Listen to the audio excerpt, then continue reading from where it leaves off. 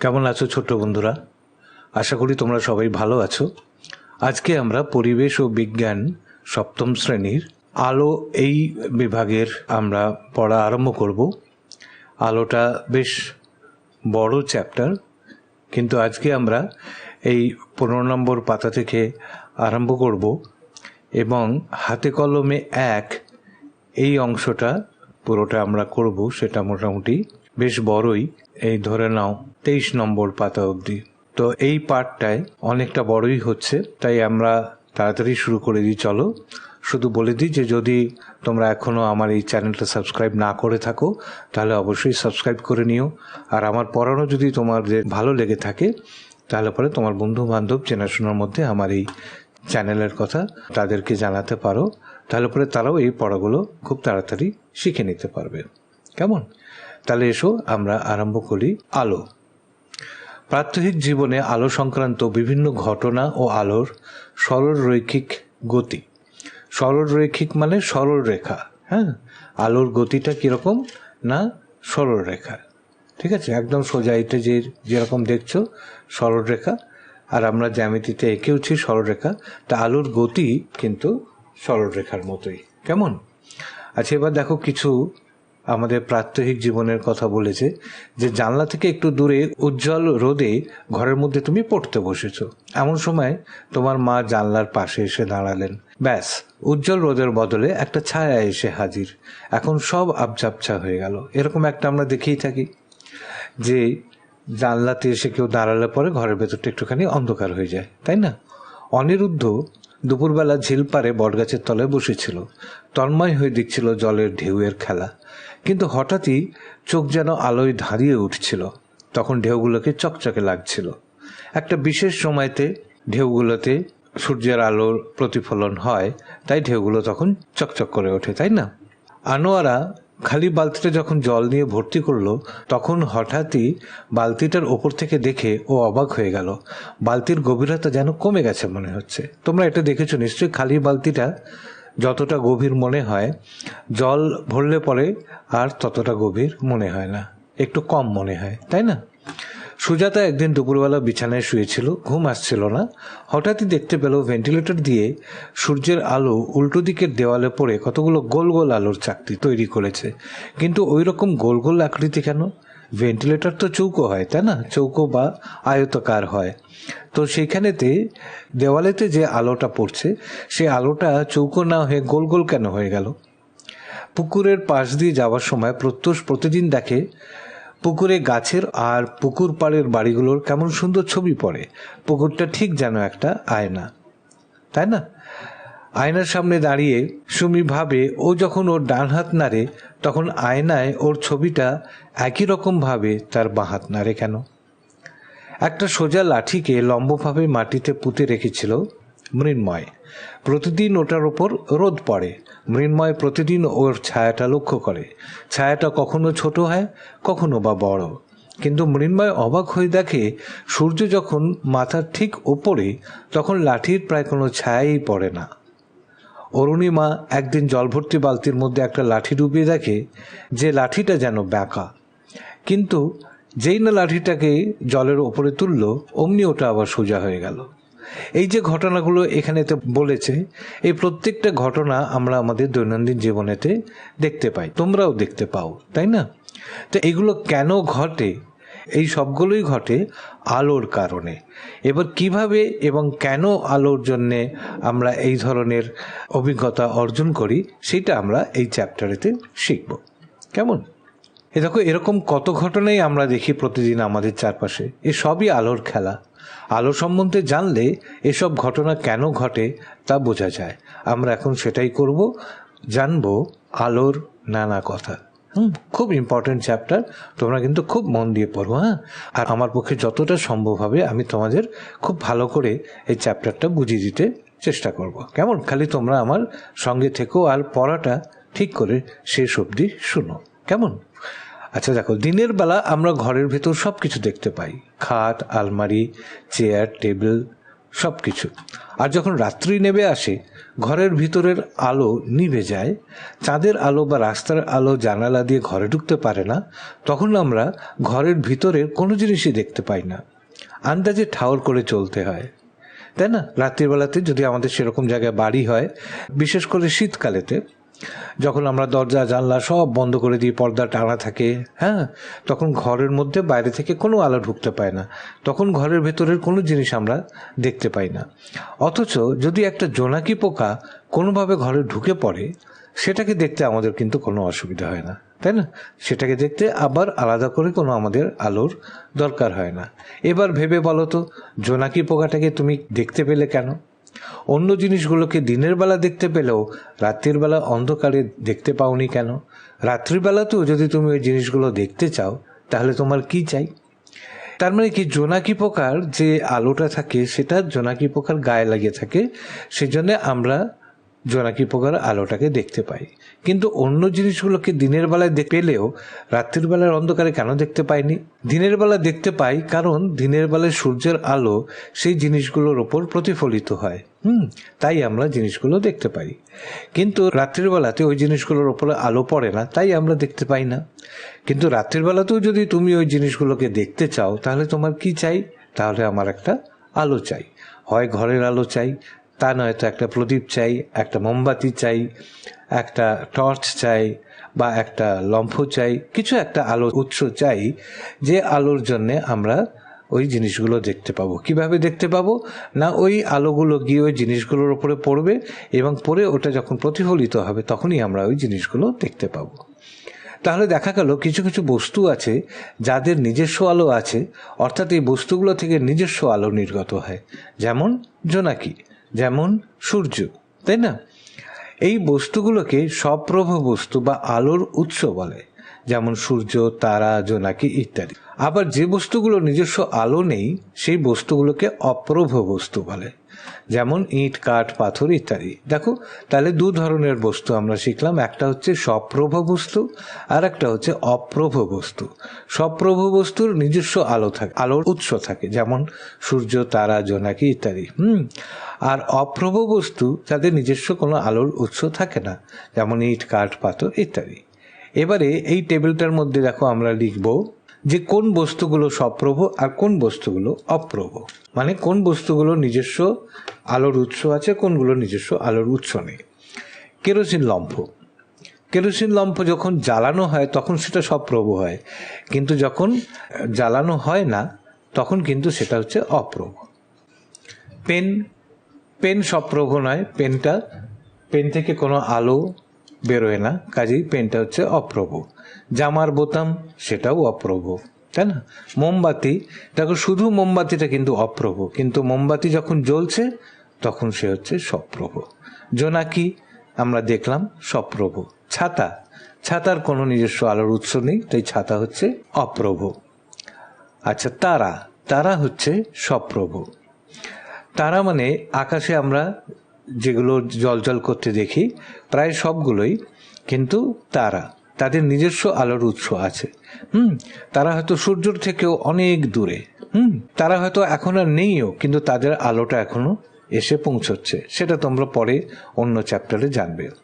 কিন্তু গ্রহ কিন্তু অপ্রভ। গ্রহ মানে কি? যে পৃথিবী হচ্ছে গ্রহ, আমরা যেরকম চাঁদ হচ্ছে গ্রহ, এর নিজস্ব আলো নেই। আমরা দেখি যে চাঁদের আলো, কিন্তু ওটা চাঁদের আলো নয়, ওটা যখন সূর্য থেকে আলোটা ওর উপর প্রতিফলিত হয় তখন সেটা আমরা দেখতে পাই। কাজেই চাঁদ নিজে একটি অপ্রভ।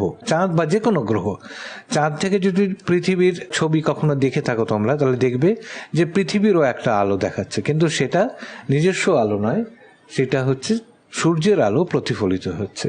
চশমা, তারও নিজস্ব আলো নেই, অপ্রভ। সূর্য সপ্রভ। কেমন? এবার দেখো, আলোর উৎস যদি আকারে খুব ছোট হয়, আমরা অনেক সময় তাকে বিন্দু উৎস বলি। একটি টর্চের আলোর সামনে কালো কার্ডবোর্ড রেখে ওই বোর্ডের গায়ে একটা পিন দিয়ে একটি ছিদ্র করা হলো। ওই ছিদ্র দিয়ে যখন টর্চের আলো বেরিয়ে আসছে তখন ছিদ্রটিকে বিন্দু আলোক উৎসক বলে ভাবা যেতে পারে। তবে একথা ভুললে চলবে না যে জ্যামিতিতে আমরা বিন্দু বলতে যা বুঝি সেরকম অনেক বিন্দু মিলেই আসলে এই বিন্দু উৎসগুলো তৈরি। যখন আমরা জ্যামিতি করেছি তখন আমরা যখন জানি যে একটা সরলরেখা যখন টানা হয় বা যে কোনো রেখা, সরলরেখা হোক বক্ররেখা হোক, তার ভেতরে কিন্তু অসংখ্য বিন্দু আছে, ছোট ছোট ছোট ছোট ছোট। তাই সেই সব বিন্দুগুলো একসঙ্গে মিলেমিশে একটা রেখা তৈরি হয়। সেরকমই অনেক বিন্দু আলোকসূত্র মিলে একটা আলোকসূত্র তৈরি হয়। এবার কি করতে বলেছে এখানেতে, যে একটা কালো বোর্ড নিলে বা পিচবোর্ড নিলে সবচেয়ে ভালো হয়, যাতে আলোটা অন্য পারে না যেতে পারে। সাদা কাগজ নিলে কিন্তু হবে না। এবার ওখানে একটা ছোট্ট একটা ছিদ্র করলে, সেই ছিদ্রর এক পাশে, এটা অন্ধকার ঘরে তোমাকে করতে হবে, ছিদ্রর এক পাশে তুমি টর্চের আলো রেখে অন্য পাশ দিয়ে যদি দেখো, তো দেখবে একটা ছোট্ট আলোর বিন্দু। এই টর্চের কত বড় আলো, কিন্তু ওই যে যেহেতু ছিদ্র একটা করলে, ছোট্ট ছিদ্র, সেখান থেকে যে আলোর সোর্সটা যেটা বেরোচ্ছে, সেইটাকে আমরা বলছি কি বিন্দু আলোকসূত্র। এটা যদিও কার্ডবোর্ডের ছিদ্র বিশুদ্ধ অর্থে বিন্দু উৎস না, কারণ এর উৎসটা হচ্ছে টর্চ, ছিদ্রটা কিন্তু আসল উৎস নয়। কেমন? তো এটা আমরা একটা পরীক্ষা করছি। এবার আবার দেখো আর একটা কথা বলেছে যে সপ্রভ বস্তু নিজে যেমন আলোর উৎস, তেমনি অপ্রভ বস্তুও আলোর উৎস হিসেবে আচরণ করতে পারে। সপ্রভ বস্তু কি বলেছি, তার নিজের আলো আছে। আর অপ্রভ বস্তু মানে আমরা কি জানি, যে তার নিজস্ব আলো নেই, কিন্তু তাকে দেখা যায় যখন তার উপর আলো পড়ে, তাই না? তো কিছু কিছু বস্তু এমন আছে যে সপ্রভ বস্তু থেকে অপ্রভ বস্তুতে আলো পড়লে ঠিকরে বেরোয়, সেটা রিফ্লেক্ট করে, চকচকে লাগে, যেমন স্টিলের বাসন। একটি অপ্রভ বস্তু, কিন্তু তাতে সূর্যের আলো পড়ে, আর সেই আলো ঠিকরে দেওয়ালে যখন পড়ে বা চোখে পড়ে, তখন স্টিলের বাসনটি আলোর উৎসর মতো আচরণ করে। ঠিক ওই রকমই হচ্ছে আয়না। আয়নাও আমরা এরকম করে রিফ্লেক্ট করাই, তাই না? এটা রিফ্লেকশন মানে প্রতিফলন। তো বিন্দু আলোক উৎসের চেয়ে আকারে বড় আলোক উৎসকে বিস্তৃত আলোক উৎস বলে। এই যেমন ধরো এই যে থালাটা, এটা যে মেন উৎস, সেটা ধরো সূর্য। এখন সূর্যটা অনেক বড় এই থালার চাইতে, তাই ওটা সূর্যটা হচ্ছে বিস্তৃত আলোক উৎস, আর এই থালাটা হলো গিয়ে বিন্দু আলোক উৎস। তাহলে বিন্দু আলোক উৎসের চেয়ে আকারে বড় আলোক উৎসকে বিস্তৃত আলোক উৎস বলে। যেমন টর্চ, সূর্য, বৈদ্যুতিক বাল্ব। টর্চকে একটা স্টিলের বাসনে বা আয়নাতে যদি রিফ্লেক্ট করানো হয়, তাহলে সেটাও প্রতিফলিত আলো, স্টিলের থালাটা, কিন্তু টর্চটা অনেকটা বড়। আবার সূর্য দেখো কত বড়। বা বাল্ব, যেটা থেকেও হয়তো অনেক সময় আয়না দিলে পরে বাল্বের চেহারাটা দেখা যাবে, তখন সেটাও হয়ে যায় বিস্তৃত আলোক উৎস।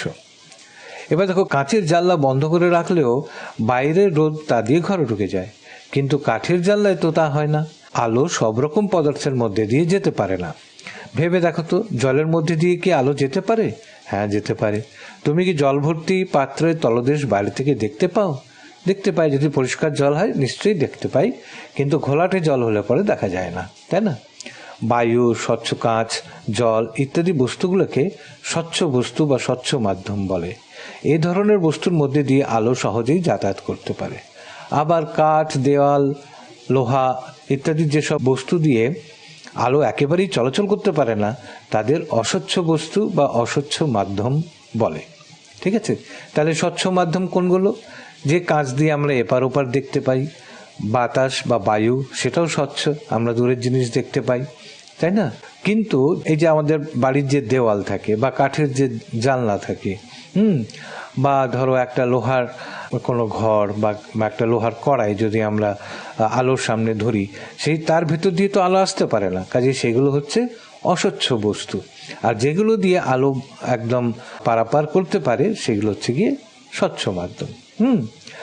জানলা বন্ধ রয়েছে, জানলার ঘষা কাঁচ লাগানো। ঘষা কাঁচটা নিশ্চয়ই তোমরা দেখেছো, কিছু দেখা যায় না এপার ওপার থেকে, কিন্তু আবঝা একটা চেহারা দেখা যায়, বা আলো আছে সেটা আবঝা দেখা যায়, পরিষ্কার দেখা যায় না।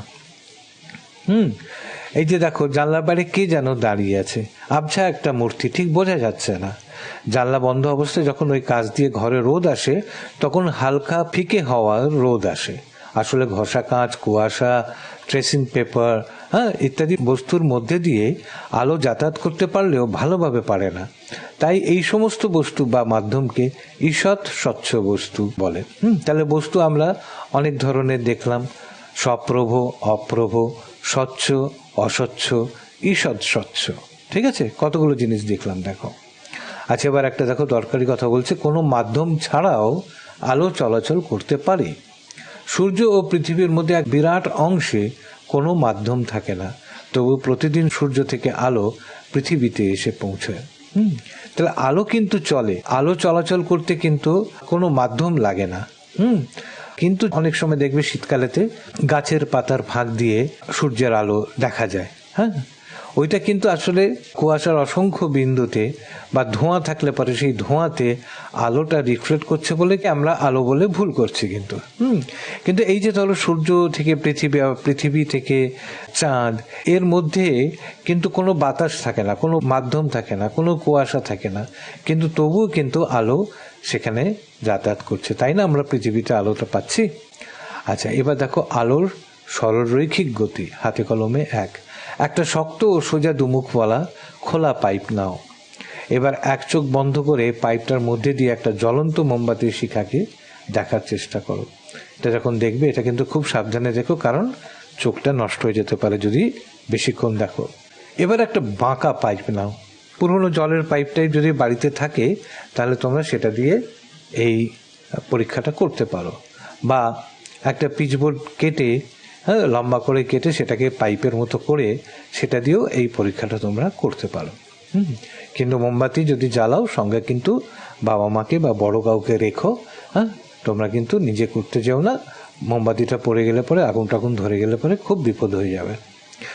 তো ঠিক আছে, এই বাঁকানো পাইপের মধ্যে দিয়ে মোমবাতির শিখাটাকে আর দেখতে পাচ্ছ কি? যখন এই দেখো সোজা পাইপ দিয়ে দেখছে তো দেখা যাচ্ছে সোজা পাইপ দিয়ে, কিন্তু যাই ব্যাকা পাইপ দিয়ে দেখছে মোমবাতির আলোটা কিন্তু আর দেখতে পাচ্ছে না। কোনো বস্তুকে দেখতে হলে ওই বস্তু থেকে আলো এসে আমাদের চোখে পড়তে হবে, তবেই সেই বস্তুকে দেখা সম্ভব।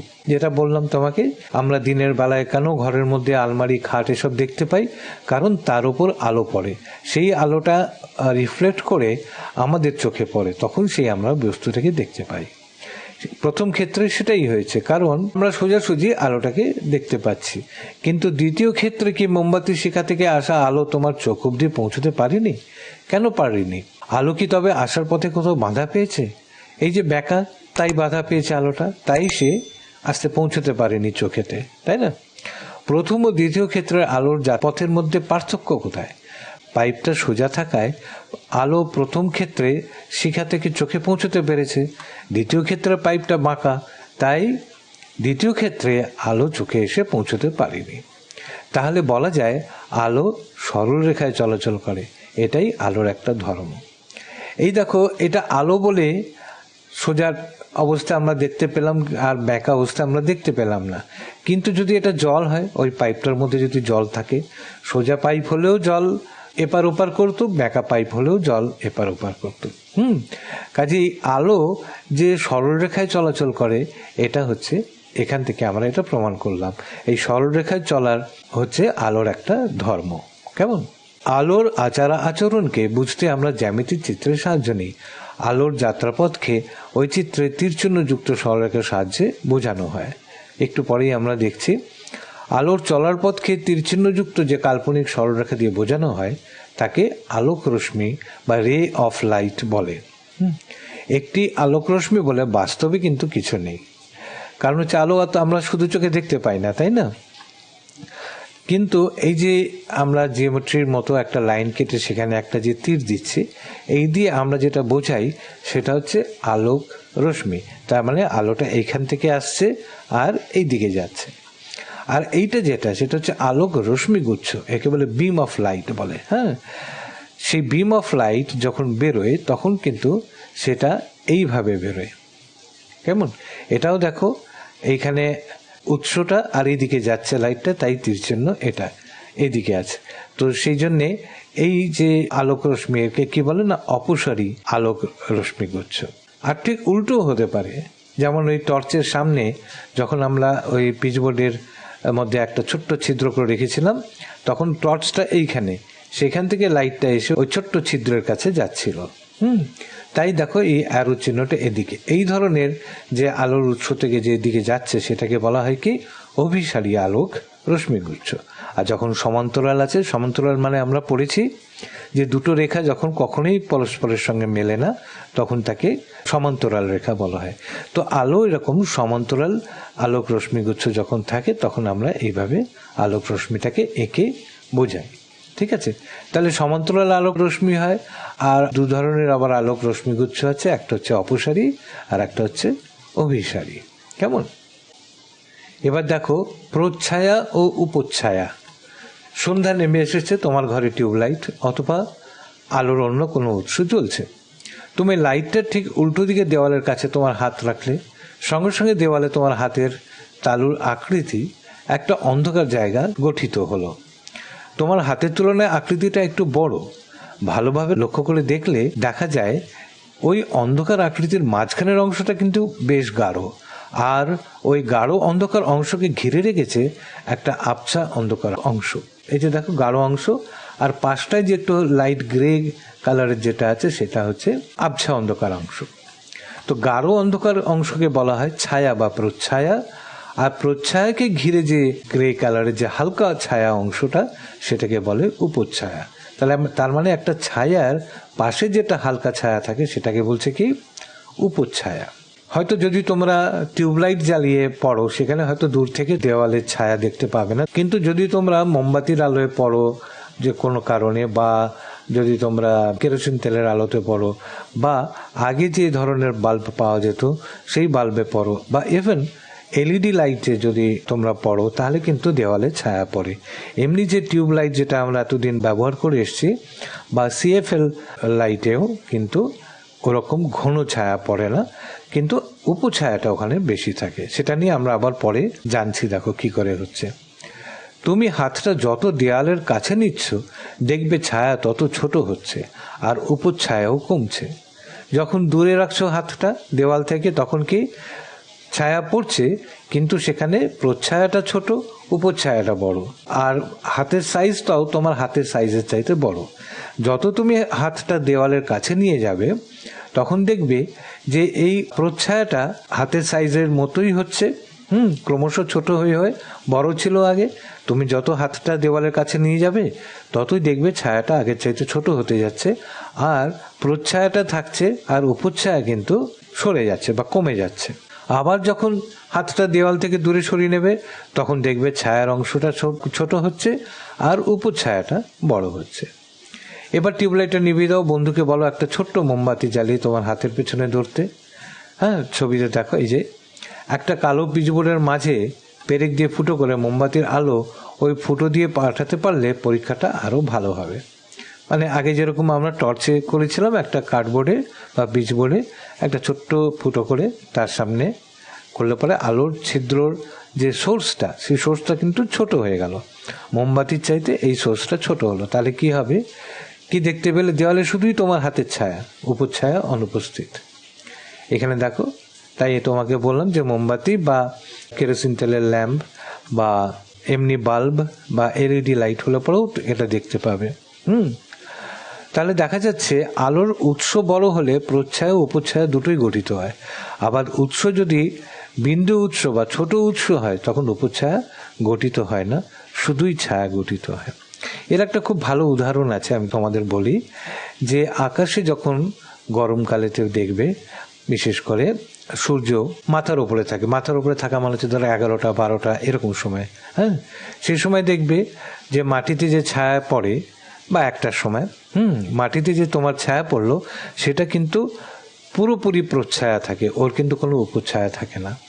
কিন্তু যদি ভোরবেলাতে তুমি যখন ওঠো তখন যদি তুমি তোমার ছায়াটা দেখো, যখন মানে সবে সূর্য উঠেছে বা উঠবে, সবই উঠেছে ধরো, সেই সময়কার যে ছায়াটা দেখবে সেখানে প্রচ্ছায়াও থাকে উপচ্ছায়াও থাকে।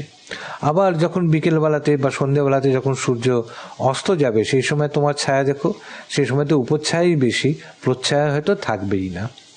আবার যখন মেঘ করে, আকাশে মেঘ ভরা আছে দিনের বেলাতে, তখনও দেখবে তুমি কিন্তু কোনো ছায়া দেখতে পাবে না, বিশেষ করে প্রচ্ছায়া তো থাকেই না, শুধুই উপচ্ছায়া থাকে, তাই না? কারণটা হচ্ছে যে আলোর সোর্সটা বড় হয়ে যাচ্ছে। সূর্য থেকে যখন মেঘ হয়ে যাচ্ছে, মেঘের সোর্সটা কিন্তু বিশাল বড়, তাই সেখানেতে আমাদের প্রচ্ছায়া পড়ছে না, উপচ্ছায়া পড়ছে। যদি আলোর সোর্সটা যেটার ছায়া নেওয়া হচ্ছে তার চাইতে যদি ছোট থাকে, তাহলে পরে আমরা প্রচ্ছায়া দেখতে পাই। যখন আলোর সোর্সটা বড় হয়ে যায় তখন আমরা কিন্তু প্রচ্ছায়া দেখতে পাই না, তখন উপচ্ছায়াটাই বেশি থাকে। প্রচ্ছায়া হয়তো থাকে কিন্তু খুব কম থাকে। তার মানে কি, এখানে দেখো আবার বলি আমি যে আলোর উৎস বড় হলে প্রচ্ছায়া ও উপচ্ছায়া দুটোই গঠিত হয়। আবার উৎস যদি বিন্দু উৎস বা ছোট উৎস হয় তখন উপচ্ছায়া গঠিত হয় না, শুধুই ছায়া গঠিত হয়। আলোর উৎস বড় যদি খুব বড় হয় তাহলেও আবার প্রচ্ছায়া খুব কম থাকে, উপচ্ছায়াটাই বড় হয়। কেমন? এবার হাতকে মোমবাতির কাছে নিয়ে যাও। এই ধরো টেবিলের ওপর মোমবাতিটা আছে, এইখানে পিচবোর্ডটা আছে, তোমার বন্ধু ধরে রেখেছে, এখানে একটা ছোট্ট ছিদ্র করেছি, এই ছিদ্র দিয়ে আলো ফেলছি, এটা যেটা এখানটায় দেখছিলাম, তাই না? এবার হাতকে মোমবাতির কাছে নিয়ে যাও, কি দেখতে পাচ্ছ না ছায়া ক্রমশ বড় হতে থাকছে। হাত আবার আগের স্থানে নিয়ে এসো, আবার ছোট হয়ে গেল। এবার হাতকে দেওয়ালের কাছে নিয়ে যেতে থাকো, তখন কি হচ্ছে না ছায়া ক্রমশ ছোট হয়ে যাচ্ছে। দেওয়াল স্পর্শ করার ঠিক আগের মুহূর্তে ছায়ার দৈর্ঘ্য ও হাতের দৈর্ঘ্য সমান হয়ে গেল। দেখো তোমার যে হাতটা আলোর সোর্স থেকে দূরে যাবে তত ছায়াটা ছোট হতে থাকবে, আর যত আলোর সোর্সের কাছে যাবে ততই ছায়াটা বড় হতে থাকবে। এবার মোমবাতিটা হাতের কাছ থেকে দূরে সরাতে থাকো। এবার দেখো এতক্ষণ আমরা হাতটাকে নাড়াচ্ছি, এবার এসো মোমবাতিটাকে আমরা আগে পিছনে করি। তাহলে মোমবাতিটা যখন হাতের কাছ থেকে দূরে সরাতে থাকলাম তখন কি দেখতে পেলাম না ছায়া ক্রমশই ছোট হতে থাকছে। মোমবাতিকে আবার আগের স্থানে নিয়ে এসো, আবার আগের জায়গায় চলে গেল। যত তুমি মোমবাতিটাকে হাতের কাছে আনতে থাকবে ছায়াও কিন্তু তত বড় হচ্ছে। তাহলে আলোর উৎসটা যখন বস্তুর থেকে দূরে যাচ্ছে তখন ছায়াও ছোট হচ্ছে, আবার যখন বস্তুর কাছে আসছে তখন ছায়াও বড় হচ্ছে। এবার আমরা তো দেওয়ালটা সরাতে পারবো না, তাই আমরা একটা ক্যালেন্ডার নিয়ে আসলাম।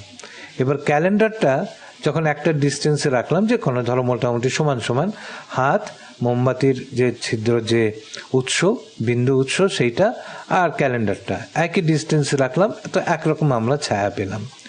এবারে ক্যালেন্ডারটাকে পেছনে সরিয়ে নিয়ে গেলাম। যে ক্যালেন্ডারটা পেছনে সরে গেল মানে হাত এবং ক্যালেন্ডারের মধ্যে ডিস্টেন্সটা বেড়ে গেল, দূরত্বটা বেড়ে গেল, তখন কিন্তু ছায়াটাও বড় হয়ে গেল। আবার ক্যালেন্ডারটা হাতের কাছে নিয়ে এসো, তখন যদি ক্যালেন্ডারটা হাতের দিকে এগিয়ে আনতে থাকো তাহলে দেখতে পাবে কি ছায়াটা ক্রমশ ছোট হচ্ছে। এবার যাই হাতটা ক্যালেন্ডারের ঠিক ক্যালেন্ডারটা যখন হাতের প্রায় স্পর্শ করবে তখন হাতের সাইজ আর ক্যালেন্ডারের সাইজ মোটামুটি একই হয়ে যাবে। ঠিক আছে, যেরকম আগে হয়েছিল যে দেওয়ালেতে যখন তোমরা হাতটা প্রায় নিয়ে এসেছিলে তখন যখন যেরকম একদম ছোট ছোট হয়ে গেছিল, এইটার মতো ঠিক সেই রকমই এই ক্ষেত্রেও হয়েছে। কেমন? তোমরা জেনেছো যে আলো সরলরেখায় গমন করে, এটা আমরা জেনে নিয়েছি ওই পাইপের পরীক্ষাটা থেকে। কেমন? যে আলো সরলরেখায় গমন করে, তাই আলোর চলার পথে কোনো অস্বচ্ছ বস্তু ধরলে আলো বাধা পায় আর সামনে এগোতে পারে না, কিন্তু বাধা না পাওয়া আলো সরলরেখা ধরে সামনে এগিয়ে যায়। ফলে বস্তুটার পেছনে কোনো পর্দা ধরলে বস্তুটার আকৃতি বিশিষ্ট অন্ধকার অংশ গঠিত হয়। যেমন ধরো এই পাতাটা অস্বচ্ছ, ঠিক আছে, ধরে নাও অস্বচ্ছ, এমনি পাতলা পাতাও হয়, কিন্তু ধরো এখানে এমন একটা পাতা আছে যেটা হচ্ছে অস্বচ্ছ, যার ভেতর দিয়ে আলো যেতে পারে না। এই যে বিন্দু দিয়ে আলোটা বেরোচ্ছে, যেহেতু আলোটা এখানে যেতে পারছে না তাই এখানে এই ছায়াটা বা প্রচ্ছায়াটা তৈরি হচ্ছে। তাহলে দেখা গেল আলো সরলরেখায় গমন করে বলেই বস্তুর ছায়া বা প্রচ্ছায়া গঠিত হয়। আলোটা তো এখান থেকে ঘুরে এদিকে পেছনে যদি চলে যেত এইরকমভাবে বেঁকে, তাহলে কি প্রচ্ছায়া তৈরি হতো? তাহলে হতো না। কিন্তু যেহেতু আলো সমান্তরাল রেখায় বা সরলরেখায় গমন করে তাই এই বস্তুর ছায়া বা প্রচ্ছায়া গঠিত হয়। বিস্তৃত আলোক উৎসের ক্ষেত্রে গঠিত হয় উপচ্ছায়া। এক্ষেত্রেও আলোর সরলরৈখিক গতি দায়ী, সেটা আমরা পরে দেখব। যে এটা তো বিন্দু আলোক উৎস, তাই না? কিন্তু বিস্তৃত আলোক উৎস হলে পরে সেখানেতে উপচ্ছায়া হয়। আমরা জানি যে বস্তুর চাইতে যদি আলোর উৎসটা বড় হয় তাহলে পরেতে সেখানেতে উপচ্ছায়া বেশি তৈরি হয়। আরও একটা তোমাদের উদাহরণ দিই কিভাবে তোমরা বৃহৎ উৎস করবে। ঘর অন্ধকার করে দিলে, টর্চের লাইট হাতের মধ্যে ফেললে, এবার তুমি দেখো যে ছায়াটা ঘন ছায়া পড়বে, প্রচ্ছায়া পড়বে, কেমন? কিন্তু এবার আলোটাকে, টর্চটাকে যদি তুমি ছাতে ফেলো, মানে সিলিংটায় যদি ফেলো, তখন আলোর উৎসটা কিন্তু বড় হয়ে গেল, তখন দেখবে আর ছায়া ওরকম প্রচ্ছায়া হচ্ছে না, তখন উপচ্ছায়াই তোমরা দেখতে পাবে, কেমন? তো ছবিতে দেখো এ বি একটি অস্বচ্ছ বস্তু, তাই না? এই যে বস্তুটা এ বি, ওপরটা এ, নিচটা বি। পি হচ্ছে বিন্দু উৎস। এবার আলোক রশ্মি গুচ্ছ, এই যে তার দেওয়া আছে সেটা আলোক রশ্মি গুচ্ছ হচ্ছে বিম, এটা বিম লাইট হচ্ছে। এ বির ধার ঘেঁষে এটাকে ছুঁয়ে এই পি এ ড্যাশ এই রেখাটা তৈরি করছে, আবার পি বি বি ড্যাশ এই রেখাটা তৈরি করছে। এবার এ পি বি ফানেল আকৃতির অংশের কোনো আলোক রশ্মি পর্দায় পৌঁছতে পারছে না। এই যে জায়গাটা যতটা আলো আছে এটা কিন্তু পৌঁছতে পারছে না, কারণ তারা এবি অস্বচ্ছ বস্তুতে বাধা পাচ্ছে। বাকি আলোক রশ্মিগুচ্ছ পর্দায় পৌঁছতে কোনো বাধা পায়নি। এই যে এখান দিয়ে যে যাচ্ছে, এই দেখো ওপরটাতেও দেখা যাবে আলো, নিচটাতেও দেখা যাবে, এপাশেও দেখা যাবে আলো, এপাশেও দেখা যাবে। ফলে তারা পর্দাকে আলোকিত করতে পেরেছে। এটা হচ্ছে পর্দা, পুরোটা চৌকাটা। ফলে পর্দার যে অংশ এ ড্যাশ বি ড্যাশ আছে সেখানে কোনো আলো পেল না, তা অন্ধকার হয়ে আছে। এই অংশটাই হলো বস্তুর ছায়া বা প্রচ্ছায়া। এবার এসো একটা বিস্তৃত আলোক উৎস নেওয়া যাক। এবার দেখো এখানে আমরা বিন্দু উৎস নিয়েছিলাম, এবার টর্চ নিলাম। টর্চটা বিন্দুর চাইতে বড়, তাই এটা হচ্ছে বিস্তৃত আলোক উৎস। এবার যখন দেওয়ালেতে আমরা ছায়াটা পাচ্ছি, সেখানে দেখো আমরা একটা প্রচ্ছায়া পাচ্ছি বটে, কিন্তু উপচ্ছায়াও আমরা পাচ্ছি। এটা কেন হচ্ছে এরকম? এবার দেখো পি কিউ আলোকের উৎস, পুরোটা গোলটা, এই আলোক উৎসকে অসংখ্য বিন্দু আলোক উৎসের সমষ্টি ধরা যেতে পারে। যেরকম আমরা আগে বললাম যে একটা সরলরেখার মধ্যে অনেক বিন্দু থাকে, সেরকম একটা আলোর উৎসের মধ্যেও অসংখ্য ছোট ছোট ছোট ছোট বিন্দুর মতো আলোক উৎস থাকে। তো অনেক বিন্দু আলোক উৎস নিয়েই একটা বিস্তৃত আলোক উৎস সৃষ্টি হয়, কেমন? এবার পি থেকে আসা এপিবি ফানেল আকৃতির অংশের আলোক রশ্মিগুচ্ছের কোনো অংশই পর্দায় পৌঁছতে পারছে না। পি থেকে দেখো এইখানে একটা আলো যাচ্ছে, আবার এইখান থেকে একটা আলো যাচ্ছে, মানে কিউ ই আর পি এফ। এই যে আলোর উৎসটা, এর মধ্যে যে অংশটা এ বির অংশে আছে সেই অংশের আলোটা কিন্তু পৌঁছতে পারছে না, তাই এই যে সোজা পিজি আর কিউ এইচ এই অংশটা প্রচ্ছায়া হয়ে আছে। সেই প্রচ্ছায়া অংশটা কি জিএইচ, কেমন? আবার এইরকমভাবে কিউ বিন্দু থেকে আসা এ কিউ বি ফানেলের এ কিউ বি এই যে ফানেলের যে লাইটটা, সেটাও দেখো কোনো অংশেই পর্দায় পৌঁছতে পারছে না, কারণ এ বি তাদের বাধা দিচ্ছে। তাই ই এইচ অংশ, ই থেকে এইচ অংশ তৈরি হয়েছে, আর এখানে পি বিন্দু থেকে আসার জন্য জি থেকে এফ অংশ তৈরি হয়েছে। কিন্তু জিএইচ অংশে পিকিউ আলোক উৎস থেকে আসা কোনো আলোক রশ্মি পৌঁছতে পারেনি। এই যে পুরোটা যে ছায়া ই থেকে এফ পর্যন্ত, তার মধ্যে জি থেকে এইচ পর্যন্ত কিন্তু কোনো আলোক রশ্মি পৌঁছতে পারেনি, তাই এই অংশটা পুরোপুরি প্রচ্ছায়ার মধ্যে আছে।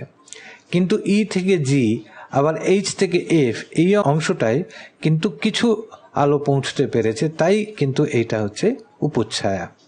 তার মানে আলোর উৎস যখন বড় হবে তখন তোমরা প্রচ্ছায়াও পাবে, আবার উপচ্ছায়াও পাবে।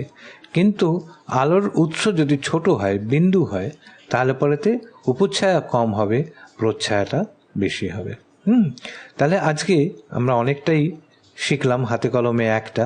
পরের দিন আমরা সূচিছিদ্র ক্যামেরা এটা নিয়ে আমরা পড়ব। আশা করি তোমরা সবাই বুঝতে পেরেছো। যদি কোনো কারণে তোমরা না বুঝতে পারো তাহলে অবশ্যই কমেন্ট করবে, কমেন্টে আমাকে লিখে জানাবে। তোমাদের কাছ থেকে কমেন্ট পেতে আমার খুবই ভালো লাগে। তাহলে আজকে এই পর্যন্তই থাক, আবার দেখা হবে তোমাদের সঙ্গে পরের অধ্যায়ে। খুব ভালো থেকো, খুব আনন্দে থেকো, কেমন? আসি।